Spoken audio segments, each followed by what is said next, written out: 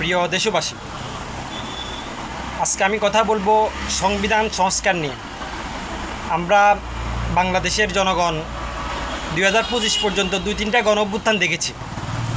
আমরা প্রত্যেকটা গণঅভ্যুত্থানে আমাদের রাজনৈতিক দলগুলো আমাদেরকে বলছে তারা সংবিধান সংস্কার করবে, রাষ্ট্রকে সংস্কার করবে। তারা রাজনৈতিক দলগুলো ক্ষমতায় এসে আমরা কি দেখলাম?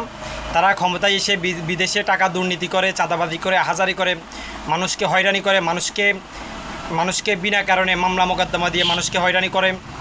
তাই আমরা বাংলাদেশের সাধারণ জনগণ মনে করি, আমি একজন চা দোকানদার, আপনারা আমাকে বলিয়েন না আমি দালাল, আমি একজন চা দোকানদার, আমি কিছু হতে পারবো, তারপর এটা আমার অধিকার। এই সংবিধান বাংলাদেশের জনগণকে কোনো অধিকারই দেয় নাই। এই সংবিধানের দোহাই দিয়ে বারবার ফ্যাসিবাদী জননী সে বারবার বলছে, আমার বাপে কইয়া গিয়ে যে সংবিধানে লেখা আছে দলীয় সরকারের অধীনে নির্বাচন হইব। বাংলাদেশে আরও অন্য দলও একদলীয় অবৈধ নির্বাচন করছে, আমরা এগুলো দেখছি। তাই বাংলাদেশের জনগণ মনে করেন এই সংবিধানকে পূর্ণ সংস্কার করে তারপরে নির্বাচন, এর আগে নয়।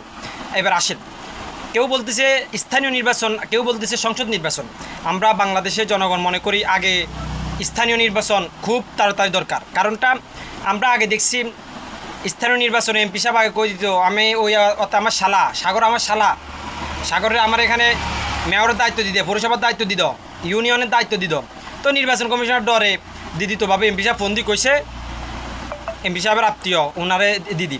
তাই আমরা মনে করি অন্তর্বর্তীকালীন থাকা অবস্থায় স্থানীয় সরকার নির্বাচনটা হোক, তখন জনগণের দাম থাকবে, জনগণের ভোটের দাম থাকবে, কালো টাকা থাকবে না, ভোটের মাঠে কালো বাজারি চলে যাবে।